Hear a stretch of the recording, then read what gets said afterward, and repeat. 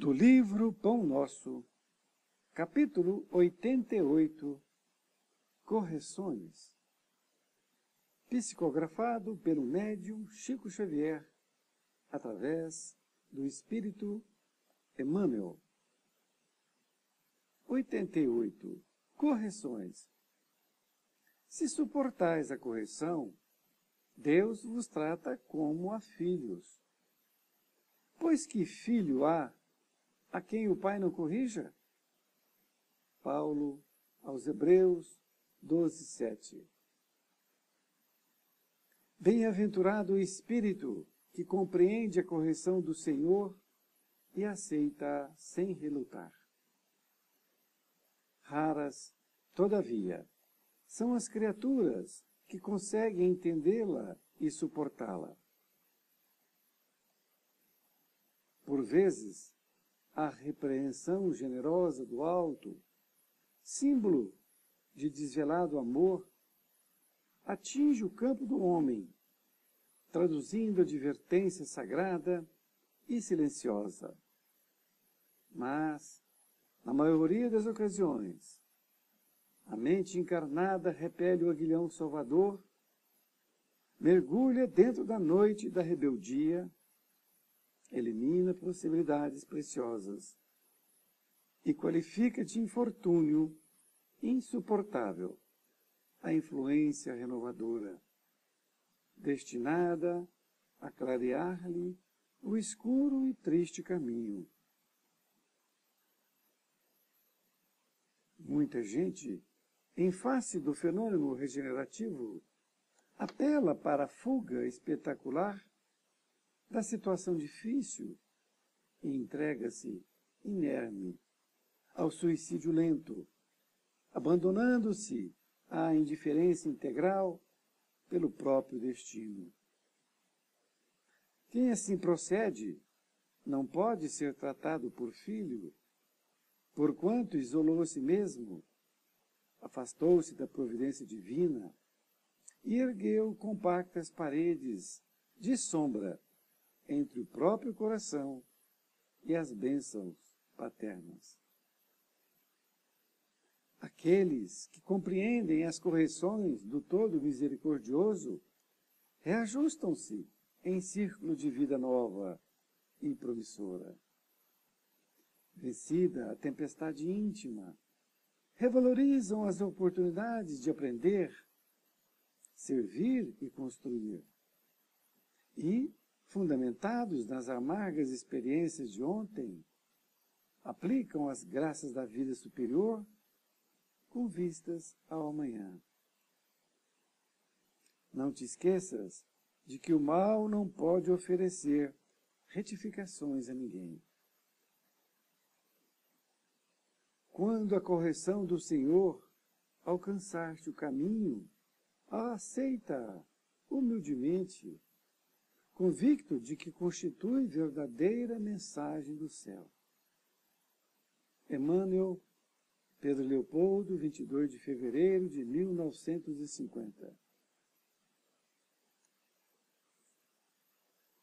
Querido amigo, querida amiga, que bom estarmos novamente juntos em mais um capítulo deste livro Pão Nosso. Agora, com o título Correções.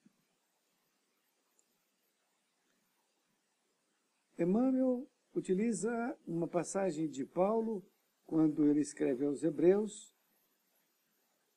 e, ao escrever, ele faz uma pergunta a fim de que os hebreus possam refletir. Se suportais a correção, Deus vos trata como a filhos. Porque há filho a quem o pai não corrija? Desta forma, são duas frases. A primeira, ele faz uma afirmativa, dizendo que se nós suportamos a correção, Deus nos trata como filhos. E ele faz uma pergunta: se há filho que o pai não corrija? Em outras palavras, ele quer dizer que aquele que tem a condição, a responsabilidade de ser chamado de pai, ele tem a obrigação de corrigir o seu filho, seja o nosso Pai eterno, seja nós aqui pais de uma família na terra. Porque aquele que não corrige o seu filho dos seus defeitos, não é? Mostrando as virtudes que ele deve conseguir, ele não está sendo pai, não é? Ele está omitindo na sua condição de pai. Então Emmanuel diz que bem-aventurado o espírito que compreende a correção do Senhor e a aceita sem relutar. Mas ele diz que raras são as criaturas que conseguem entendê-la e suportar esta condição de reajuste, de correção. Isso talvez se deva a uma condição que nós trazemos de muitas eras, quando ainda acreditávamos, porque também nos dizíamos, que Deus era castigador e, portanto, a visão que nós tínhamos do Pai era uma visão de um Deus que castigava, assim como todos os ateus, que ele era tão bom e também tão mau, não é? E, na verdade, o Pai é só bondade, é só amor, e que se é necessário corrigir o filho, que somos nós, é porque isto é bom, mesmo que traga sofrer para nós outros. Nesta outra parte, ele continua dizendo que, por vezes, essa repreensão generosa do alto, não é? Símbolo de desvelado amor. Veja bem, que interessante. Que é uma prova de um grande amor que Deus nos dá, é quando ele vem nos reajustar. Então, quando ele atinge o homem, traduzindo numa advertência sagrada e silenciosa. Então, quando a dor vem, quando um problema vem para nós, nós temos que refletir. Se aquilo é uma mensagem de vida, divina, que está vindo para nós. Ele diz que, na maioria das ocasiões, as pessoas repelem o aguilhão, ou seja, repelem, não quer aceitar aquela dor. E se diz que não aquilo não é para ele, que ele não merece aquilo, não é? Então ele passa até a ter um sentimento ruim perante Deus, dizendo até que ele não existe, não é mesmo assim?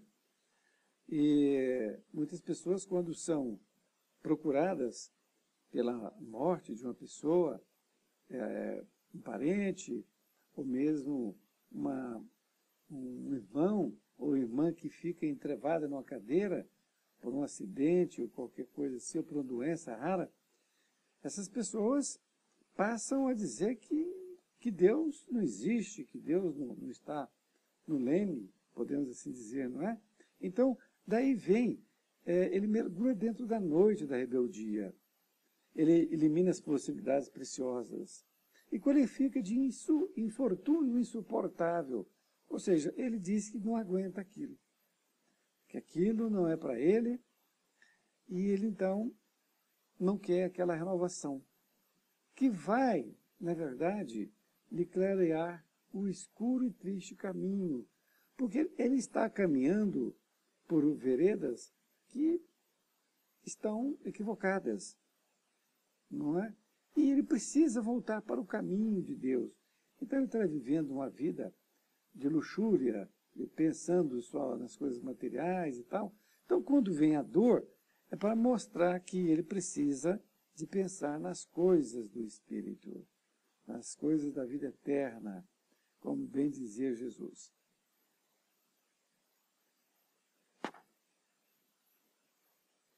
Ele continua dizendo, ainda focando essa situação que as pessoas repelem, não é? Então, em muita gente, em face do fenômeno regenerativo, ele apela para a fuga espetacular, não é? Isto é, ele se entrega inerme ao suicídio lento, abandonando-se a indiferença integral pelo próprio destino. Então, quando ele se vê perante essa condição, que ele deve se reajustar, ele vai deixando um suicídio lento, ou seja, não dá mais valor na vida e fica esquecendo ali. Isso acontece muito quando a pessoa perde um ente querido, não é? E aí começa a achar que o mundo acabou para ela. Acabou para ela, não é? É quando perde um filho, por exemplo, a mãe ou um pai que toma essa iniciativa de não querer mais sair de casa e ficar um luto eterno, não é? Emmanuel diz que quem assim procede não pode ser tratado por filho, porquanto isolou a si mesmo, afastou-se da providência divina, não é? E ergueu paredes entre ela e Deus, não é? Porque a pessoa não passa mais a pensar em Deus. Esta é a realidade. Agora, por outro lado, quando aqueles que compreendem as correções do Pai, eles reajustam, não é? Para uma vida nova e promissora, depois que passa a tempestade íntima, eles valorizam as oportunidades de aprender, servir e construir, fundamentado nas amargas experiências do ontem. Então, baseado nas experiências que ele teve ontem, ele passa a ter um novo entendimento. E aplicam as graças da vida superior com vistas ao amanhã. Então, diz que não para esquecer de que o mal não pode oferecer edificações a ninguém. Veja bem, essa última frase é muito interessante. Não te esqueças de que o mal não pode oferecer retificações a ninguém. O mal. Isto que está acontecendo conosco, que nós achamos que é um mal, que é uma coisa que veio de Deus, não é? Para nos punir.